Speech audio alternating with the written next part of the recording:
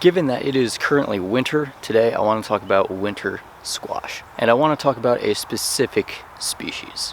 So we have different types of squash, right? And I'm not just talking about winter squash and summer squash, but we also have different species of squash. We have cucurbita pepo, which is a lot of different pumpkins and things of that nature. We have cucurbita moschata, or however it's pronounced, mochata. And then we also have cucurbita mixta, which is also cucurbita agyrosperma, if I'm saying that correctly, agyrosperma. Usually it's a hard G for traditional Latin, but we don't always go by that in the scientific community. And so the Cushaw squash is actually the agyrosperma or the mixta. I believe these are two different names for the same type of squash, for the same species, that is. So all of these different species of squash can be grown for different reasons, different purposes. So the Cushaw squash is, of course, the agyrosperma or the mixta. It can be used as both a summer squash and a winter squash, right? So we can harvest the squash when it's younger, shortly after flowering, and we can use that like as we would a zucchini. Maybe you could make a zucchini bread, or you could add it into soups, right? This plant hasn't been bred for summer squash consumption, so it may not be as sweet and tender as some other varieties that are specifically designed being used as a summer squash, but this squash nonetheless can be used in that way. Along with that, also the flowers can also be consumed. I've eaten them raw. You can also dry them and save them for during the winter time, because we know that squash plants can produce a good number of flowers, right? They especially produce a lot of male flowers, right? So you can harvest like the male flowers and not hurt fruit production so much. As long as you either don't harvest all of the male flowers, or the male flowers that you do harvest, you can cross-pollinate with the female flower structures.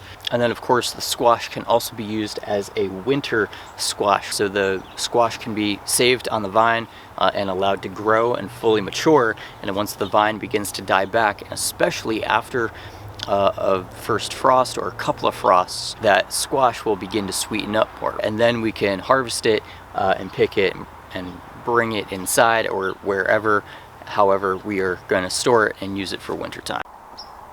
Alright, so here is the Cushaw squash.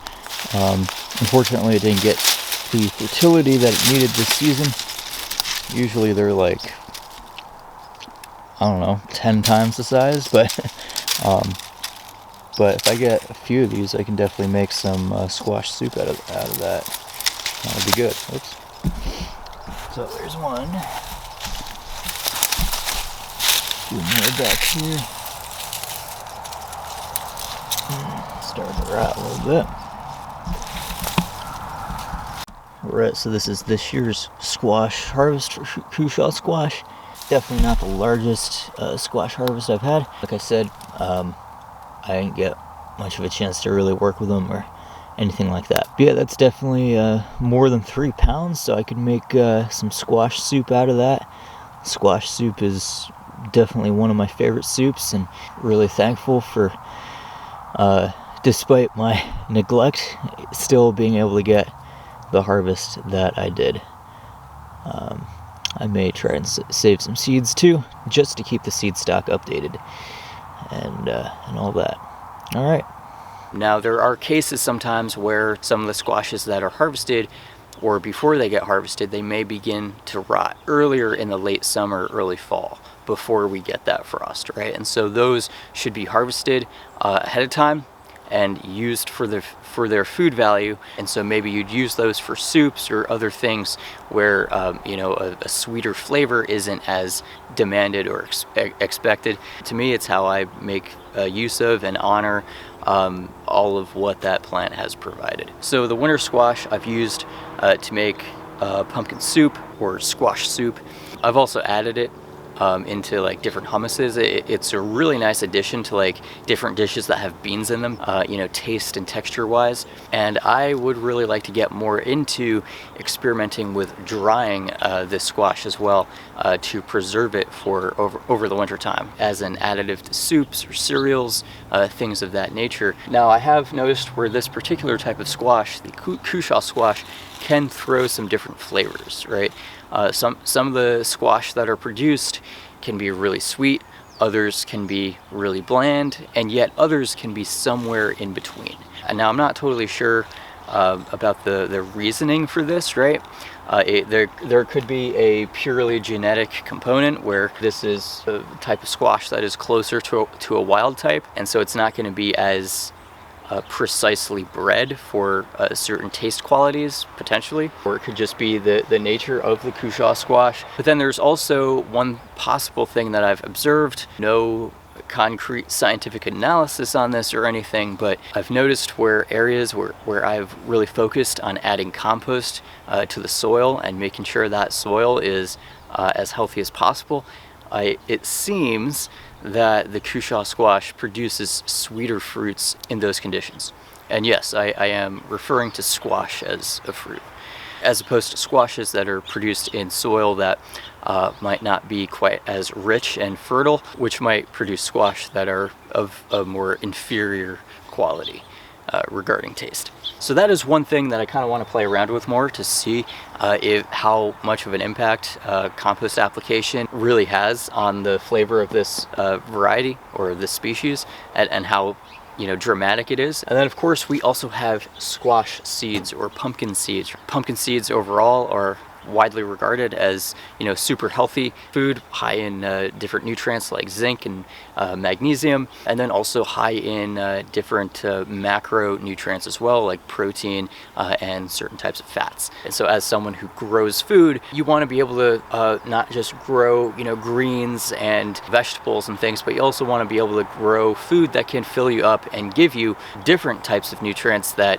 you might not otherwise be able to get in quite a huge supply, especially the fat and protein that are densely packed inside these squash seeds.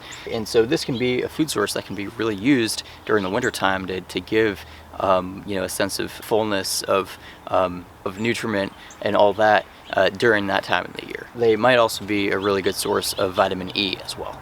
And also with the Cushaw squash, a lot of these squashes produce a lot of seeds, right? Especially some of these squash can get really huge, and there can end up with a lot of seeds inside each fruit. So these seeds can be scooped out, they can be dried.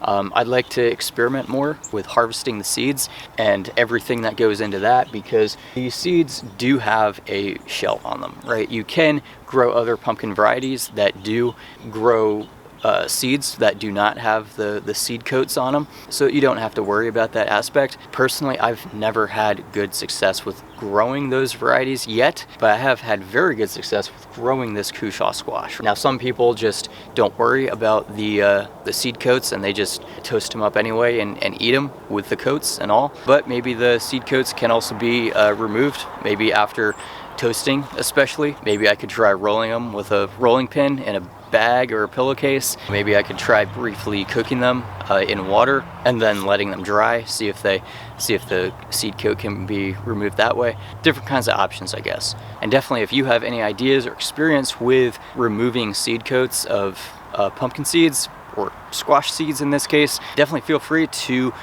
share them down in the comments for the wider community, not just me.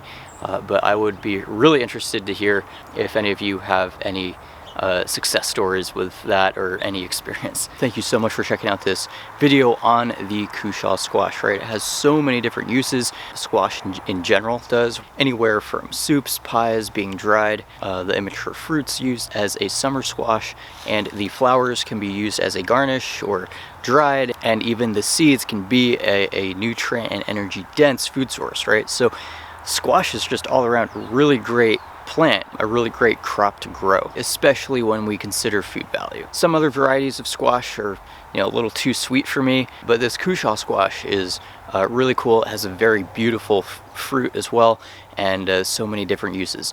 So thank you so much for checking out this video, and I look forward to seeing you in a future video. Take care.